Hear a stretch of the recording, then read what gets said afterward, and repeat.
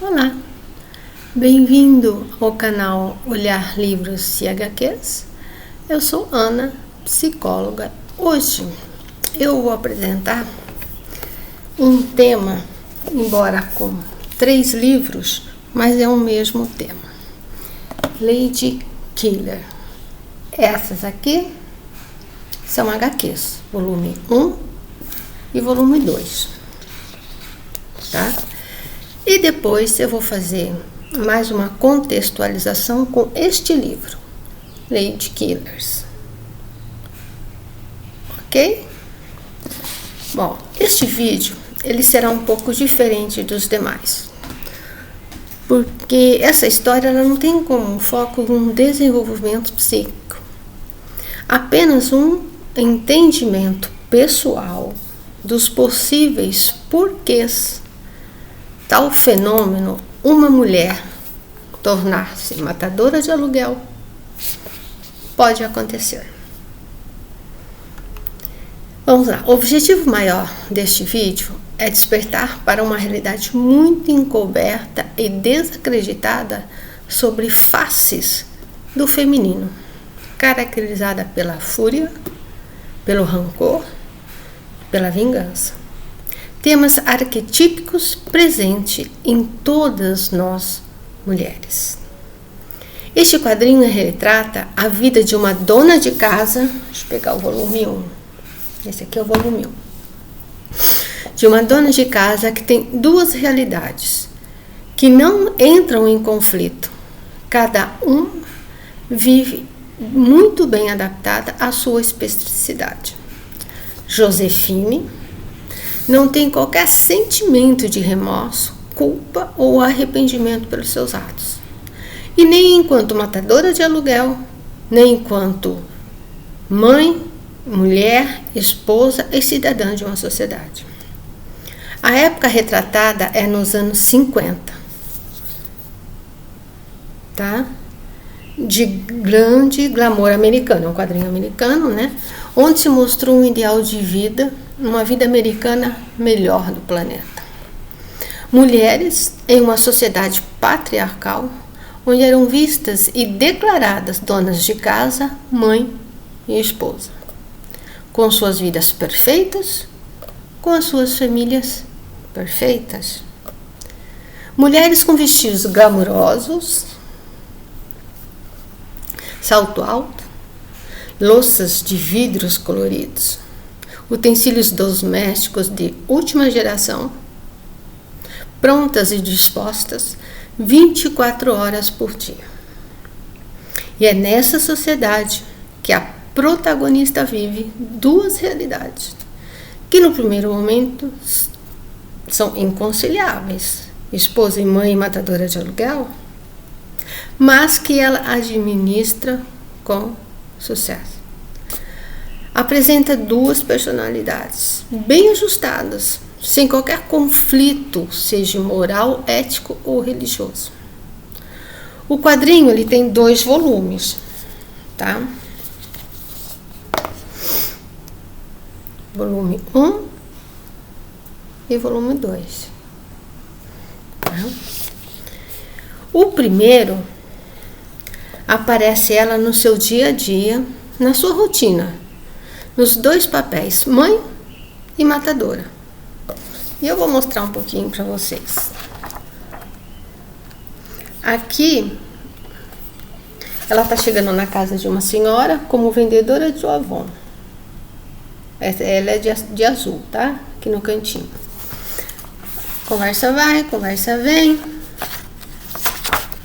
E ela como matadora. Tá? Ela como dona de casa e mãe, muito bem ajustada, como esposa, como mãe, como pertencente a uma sociedade, tá? Que tem ela momentos na vizinhança, participando das coisas da vizinhança, tá? E ao mesmo tempo numa brutalidade de tirar o fôlego. Vou mostrar depois mais algumas imagens, tá? Bom, o episódio, tá? Que eu vou mostrar pra vocês é o chefe, assim, eu não vou mostrar porque é a história dela como matadora e tal, só que tem um contexto, né? Ela pertence a uma firma de matadores de aluguel e o chefe dela chama ela para conversar. E eu achei super interessante esse detalhe do chefe chamando ela para conversar. Só que eu vou ter que colocar meu óculos, senão eu vou ficar totalmente perdida aqui. Tá? Só achar aqui ela conversando com o chefe.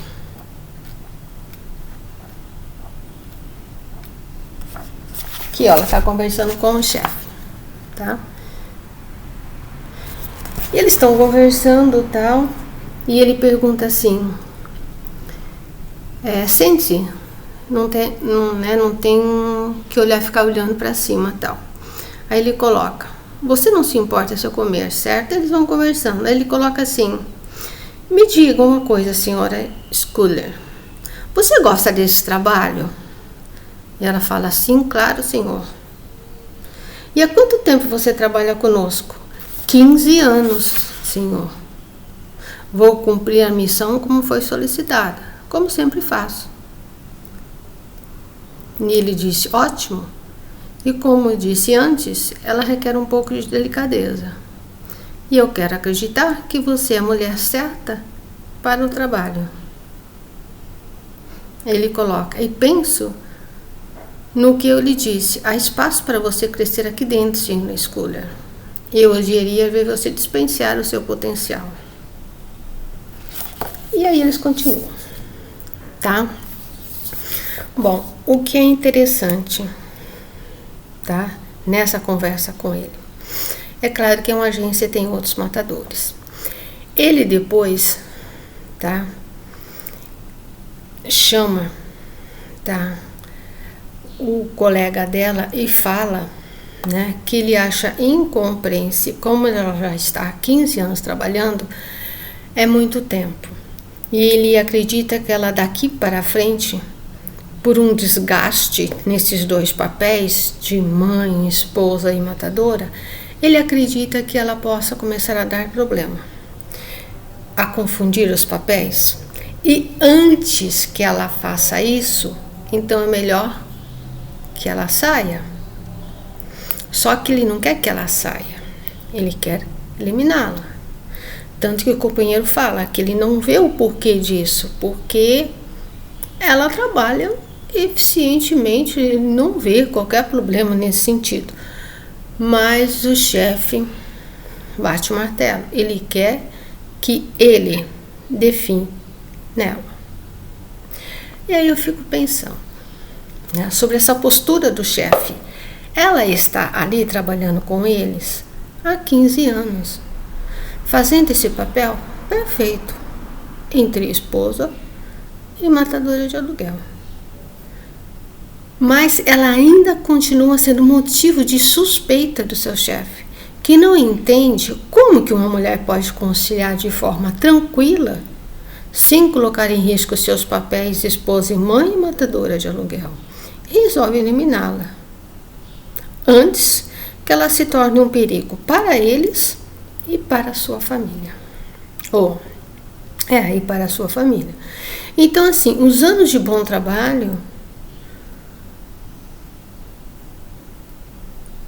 não resolveu nada, quer dizer, no fundo, ele não acredita que ela pode exercer os dois papéis. No fundo, ele tem aquela imagem, né, incrustada nele da mulher ser esposa, mãe, avó.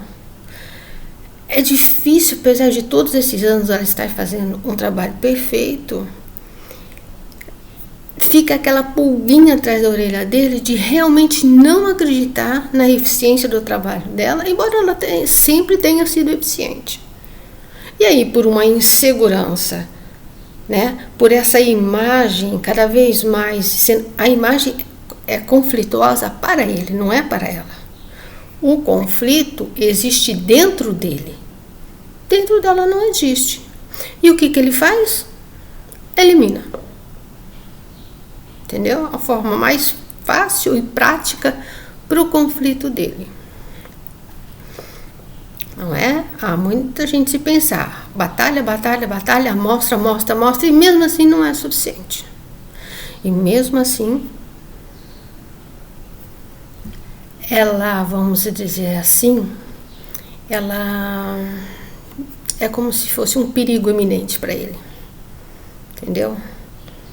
Então, elimina.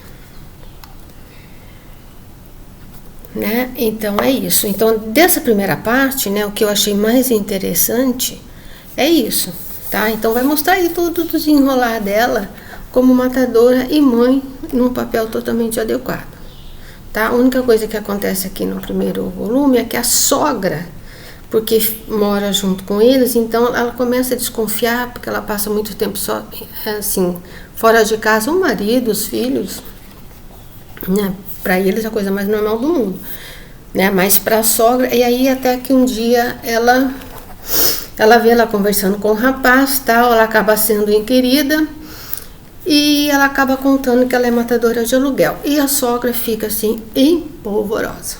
Mas no primeiro capítulo a sogra fica no silêncio, tá? A sogra só vai se rebelar depois.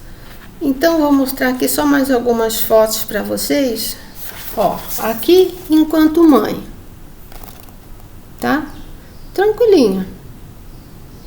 Marido, tal, numa boa, com as filhas, né? E aqui, ela enquanto matadora. Ah, porque aqui também, ó, como... Aqui as cenas que foi contratada uma outra matadora para matá-la. E aí também no finalzinho do quadrinho existe essa correria para tentar matar ela, né? Aí o próprio colega dela tenta matar ela, tá? Mas ela acaba ferrando ele, ela acaba ferindo ele, né?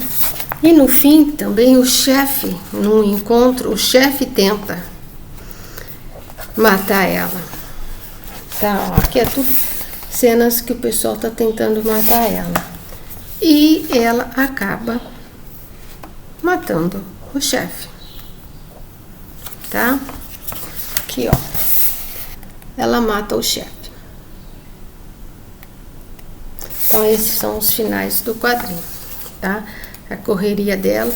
E aí eu vou mostrar para vocês os tipos de propaganda que tinha na época, desses anos 50, tá? É claro que aqui tá um pouco estilizado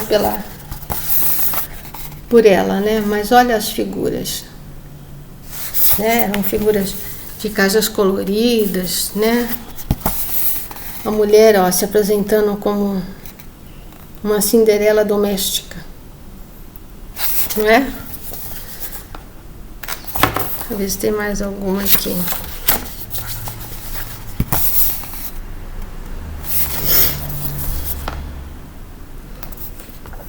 Olha.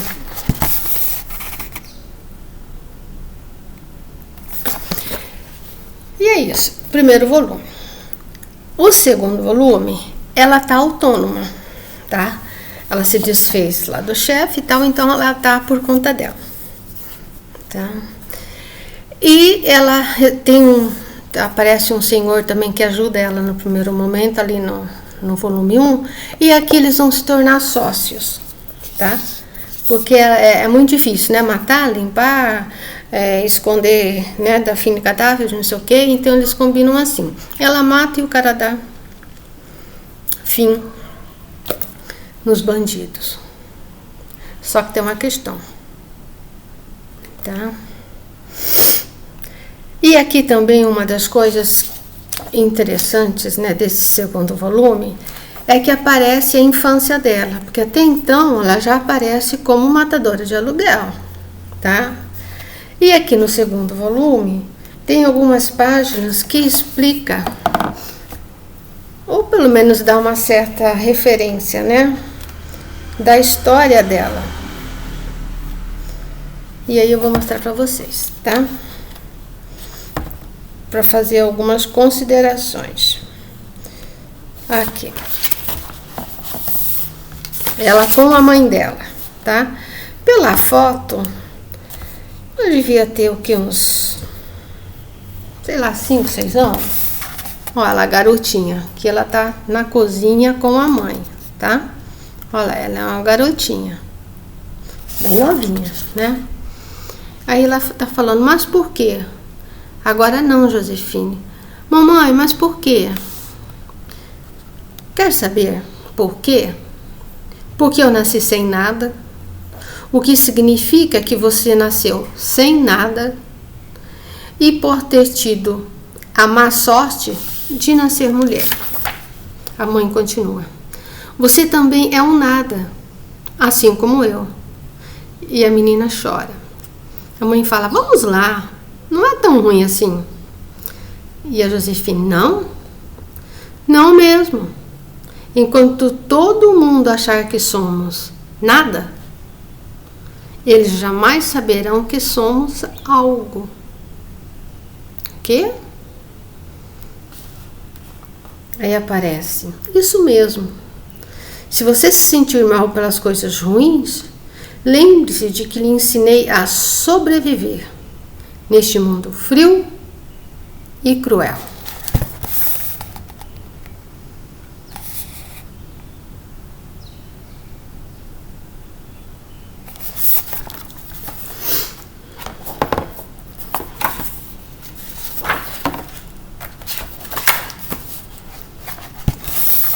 Olha aqui a última cena dela, quanto pequena.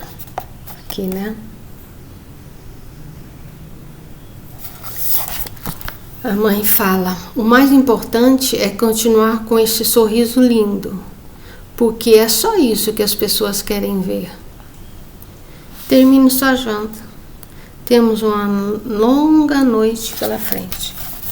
E o cara tá aqui, ó.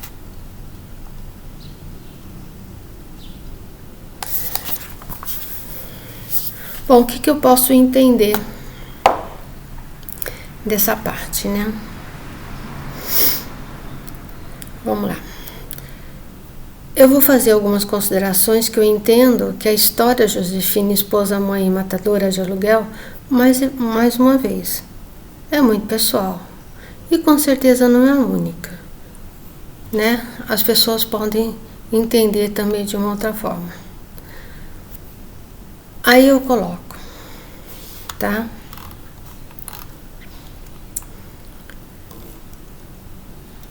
Vamos lá.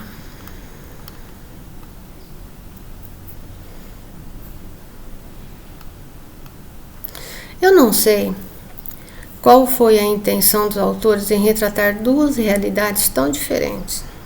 Um paradoxo com duas realidades. A imagem de mulher perfeita, amorosa e dedicada, numa sociedade perfeita, em contraste com uma imagem inimaginável de uma mulher irracível, violenta ao extremo. Talvez nesse contraste esteja o despertar, o choque, para uma possibilidade quase totalmente inexistente no imaginário da sociedade, em considerar a mulher na sua multiplicidade de papéis, principalmente no que se diz em ser raivosa, violenta e insensível. Porque eles nos colocam apenas num papel 2, 3. E está aqui que nós temos outras potencialidades, né? O que corrobora com os dizeres da mãe de Josefine, porque na verdade a sociedade, tem barulho por aí, o que a sociedade nos coloca é que somos aquela coisa assim amorosa, mães, pacatas, né? Precisamos de proteção. Esse está no imaginário, por isso que o chefe não consegue entender, né? O que a mãe da Josefine coloca aqui exatamente isso. Nós não somos nada. Nós somos invisíveis. Eles jamais saberão que somos algo. Ou seja, a invisibilidade a qual a sociedade nos coloca, podendo ser tudo, o que quisermos, para sobreviver, inclusive matadoras. Foi isso que a Josefina entendeu desde muito cedo. E ela continuou o que ela aprendeu. Foi a forma ao qual ela foi ensinada a sobreviver. Desde muito cedo. Nessa dualidade de papéis.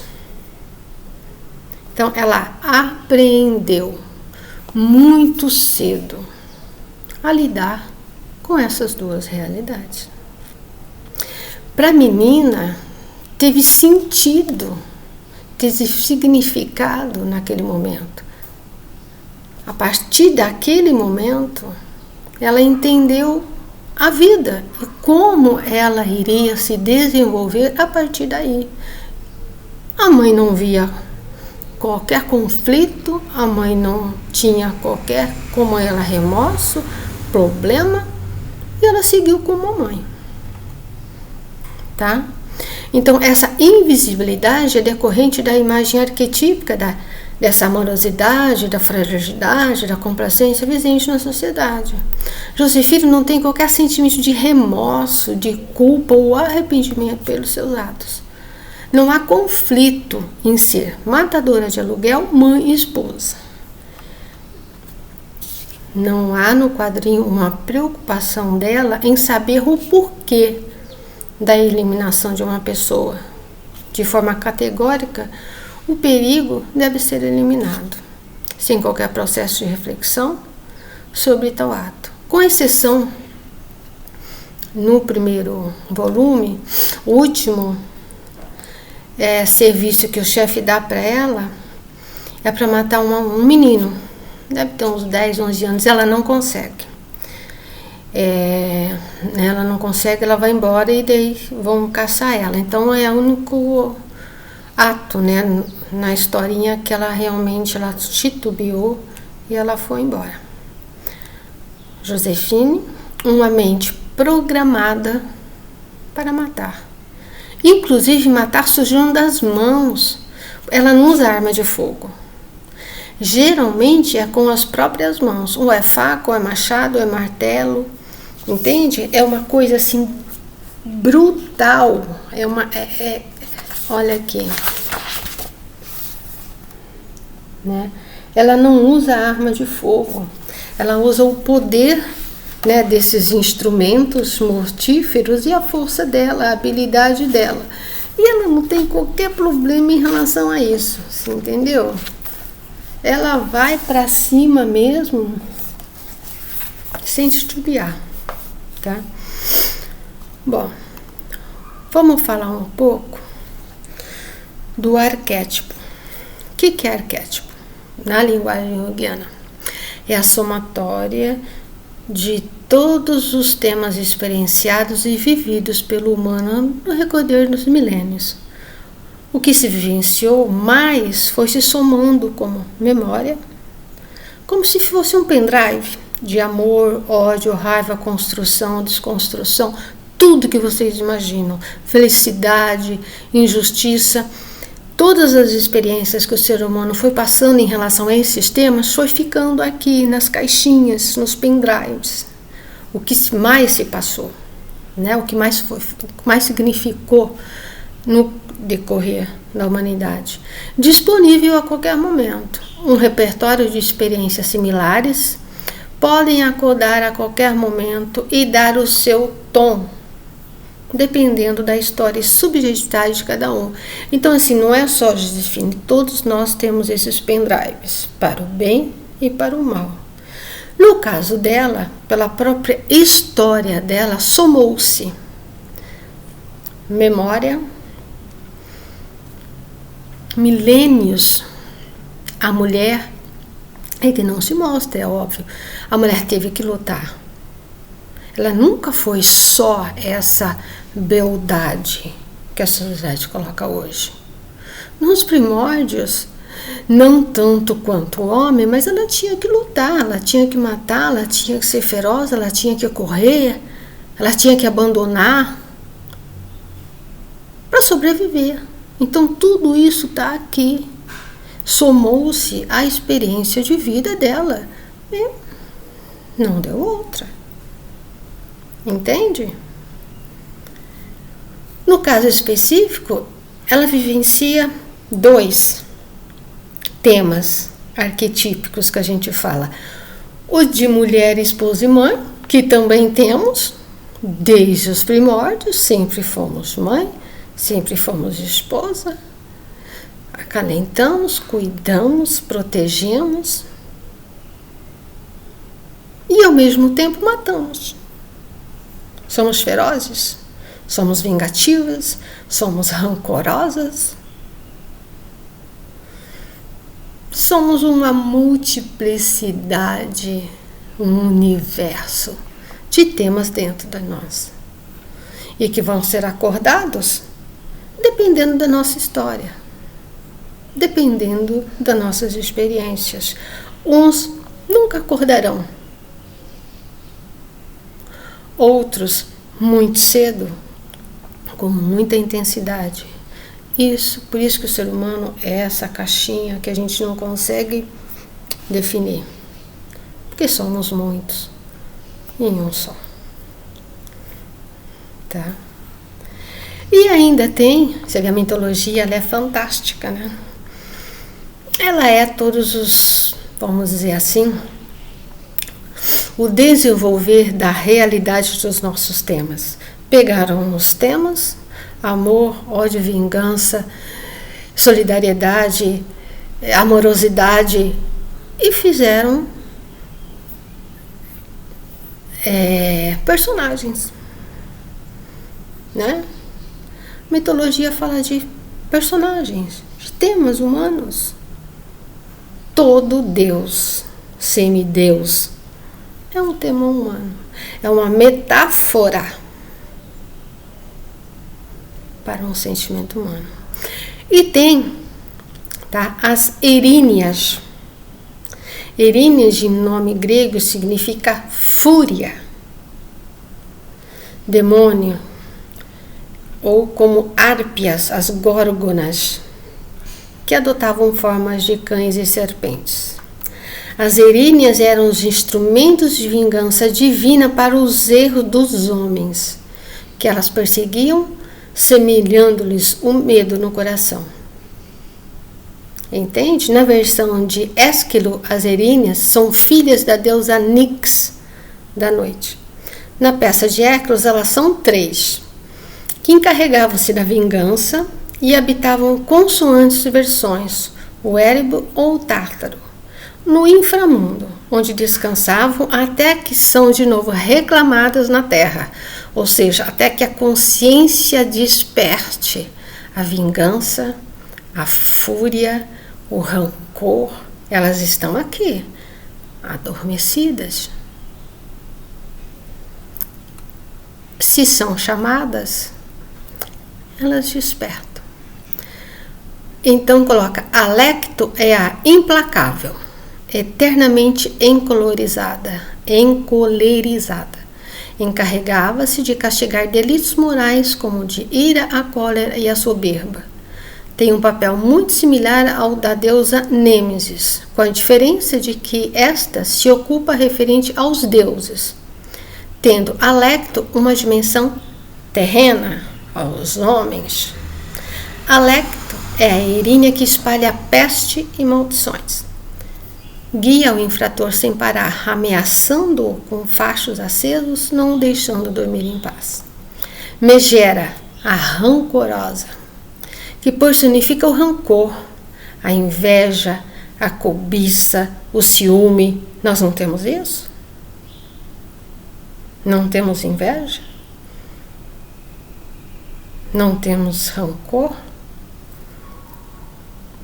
Castiga principalmente os delitos contra o matrimônio, em especial a infidelidade. É a Erínia que percebe com maior senha fazendo a vítima fugir eternamente.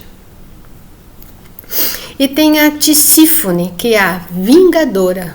Nós não somos vingativas? Ou somos complacentes? Aceitamos tudo.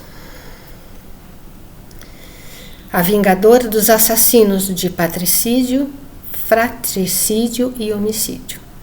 É a Erínia que açoita os culpados e os enlouquece. Portanto, forças que podem a qualquer momento ser acordadas e vivenciadas a qualquer mulher, contrastando com a imagem reduzida de uma mulher dócil, amorosa e complacente. Uma realidade e uma verdade para que nós mulheres entendermos que temos 1000 faces em uma. Querer nos colocar dentro de uma caixinha ou apenas em 2 ou 3 faces é um engano, é uma ilusão. Tanto que está na história é uma ficção. Isso aqui é uma ficção, tá? O final dela, tá? Vai ficar para quem lê, tá? Acontecem mais algumas coisas, tal, mas aí eu acho que eu tô pegando só a questão mais crucial, tá? O que eu posso dizer do final fica para vocês, tá? Bom, isso aqui então é uma ficção, é uma história contada, né? Este aqui, Lady Killers, assassina em série, do Torri Telfer. Esse não é ficção. Isso é real. São relatos de mulheres que mataram e mataram muito. Entende? Mulheres que não aguentaram. Mulheres, naquela época, pelo menos retratadas aqui, a grande maioria, né, que elas não tinham o que fazer. Elas eram colocadas numa caixinha tão estreita, né, de invisibilidade, de que elas não tinham nada, de que elas não eram nada. Portanto, se eu não sou vista, eu posso fazer o que eu quiser, inclusive matar. Foi o que elas fizeram. Foi a forma, não estou justificando, tá? Porque a morte não se justifica. Eu estou apenas colocando um dado real. Aqui, isso aqui não é ficção. Isso aqui é realidade. Isso aqui são relatos. Isso aqui existiu. Entendem? E eu vou dar para vocês apenas um exemplo. São muitas, tá? Eu não sei quantas histórias são. Deixa eu ver aqui, são 1, 2... deve ser umas 15 mais ou menos histórias, tá? Eu peguei uma pra gente, assim, só para vocês, né, perceberem. E até porque ele tem umas falas que eu achei interessante aqui, que casa com a ficção. A não ficção, vamos dizer assim, dá sustentação à ficção. O que eu vou falar aqui é da, deixa eu ver aqui, é da Nani Doss. Acho que é a segunda história aqui, a Nani Doss, a vovó Sorriso. Vou falar só umas pequenas trechinhos, tá? Aí tem muito mais coisa aqui sobre ela, só para vocês terem uma ideia.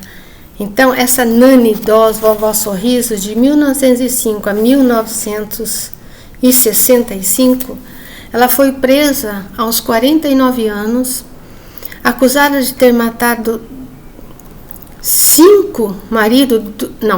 ter matado 4 maridos dos 5 que ela teve, tá? Por envenenamento de arsênico. E além de suspeitas de ter matado 2 filhos ainda bebês do seu primeiro casamento. E fala que também tem outras suspeitas, mas que eles comprovaram mesmo foram esses 4 maridos, né? Suspeita desses filhos, mas ainda tem suspeita de ter matado a mãe, a irmã e uma porrada de gente, tá?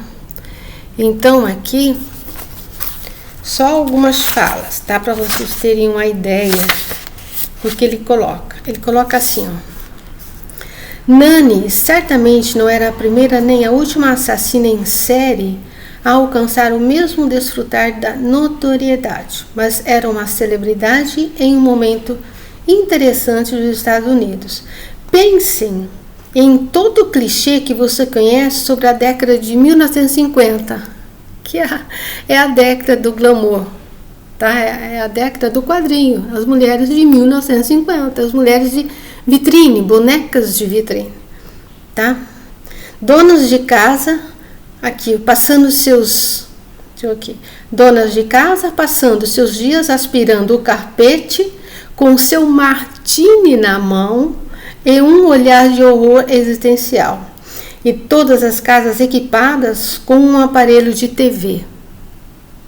Entendem? Essa era a época da ficção e da não ficção. Ela era a paródia distorcida da dona de casa. Uma mulher aparentemente obcecada com o casamento e, digamos, com a culinária. Mas uma mulher que usou seu charme feminino para atrair e matar homens e não ficar com eles. Né? Eu achei super interessante, né? O casamento, né, da ficção e da não ficção na era de 1950. Aí ele coloca outra coisa. Embora a imagem produzida por ela fosse de uma feminilidade inofensiva e amorosa, uma imagem dependente de suposições sexistas e antiquadas sobre quem poderia ser perigoso e em que momento. Nani, a suposta assassina da mãe, na realidade tinha um terrível lado obscuro. Isso pode parecer óbvio, já que ela tinha assassinado 11 pessoas, incluindo uma criança. Mas estranhamente, ou talvez de forma previsível, ela não assustava as pessoas. Para o público norte-americano, Nani seria para sempre uma vovó afável ou desfecho de uma piada. É que nem um patrão. Ela matou por 15 anos na maior perfeição e mesmo assim ele duvidava da competência, ele tinha medo dela, ele não conseguia entender, não conciliava a imagem que ele tinha de mulher aqui dentro com a mulher que ele contatuava na realidade. Para vocês verem o quanto que essa imagem de boazinha, de invisibilidade estava e está, né, incrustada até hoje na mente das mulheres e principalmente dos homens, tá? Só mais uma coisinha aqui. E aí ele coloca, ó, essa atitude persiste ainda hoje em relação às mulheres mais velhas que matam.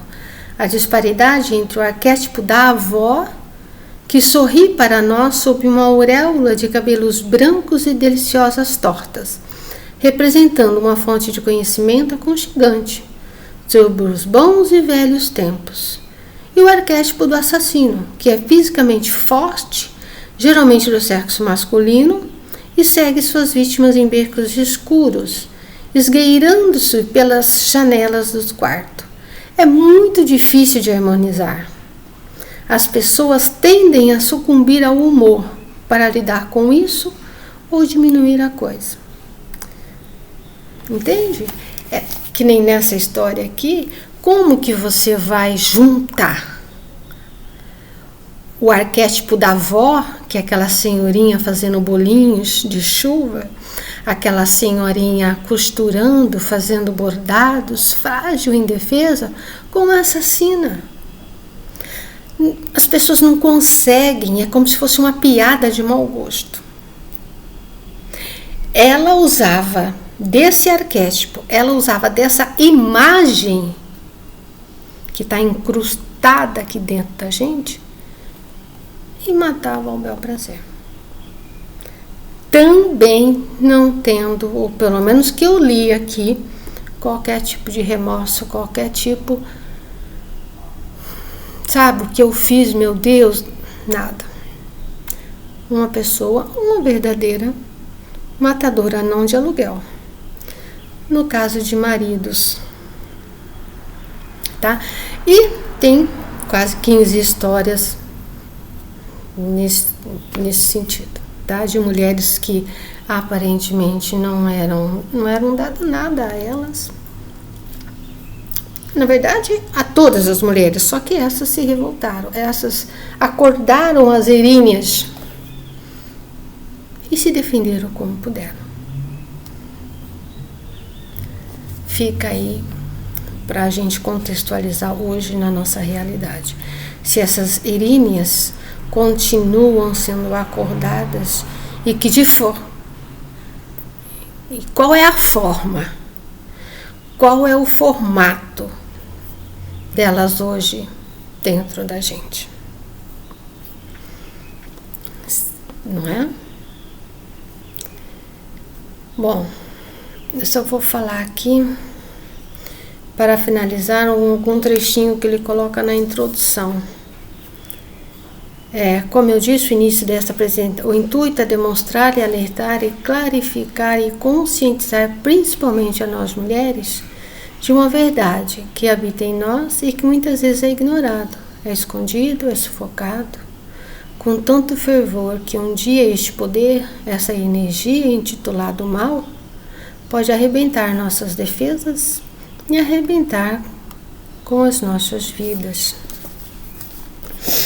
Que ele coloca aqui na introdução, ele fala mais coisas, mas eu peguei só um trechinho, tá?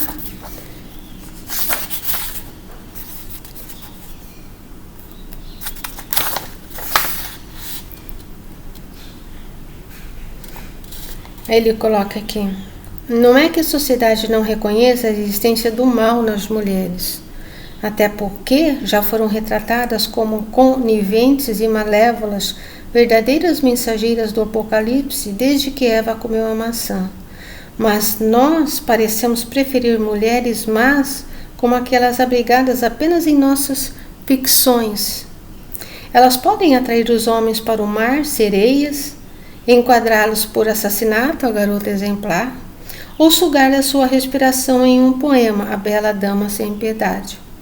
É quando elas entram na vida real e começam a matar pessoas reais, que na nossa imaginação falha. Não podemos imaginar que elas fizeram, sabe como é, de propósito. Normalmente podemos imaginar que elas fizeram, sabe como é, de propósito. Normalmente as mulheres são vistas como seres unicamente capazes de cometer homicídios reativos.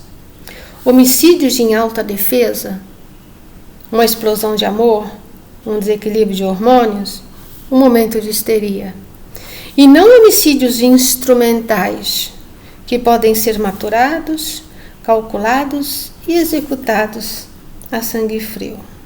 Ele fala bastante coisa, essa introdução dele aqui é muito boa, tá? E ele acaba corroborando o que eu estou aí conversando com vocês.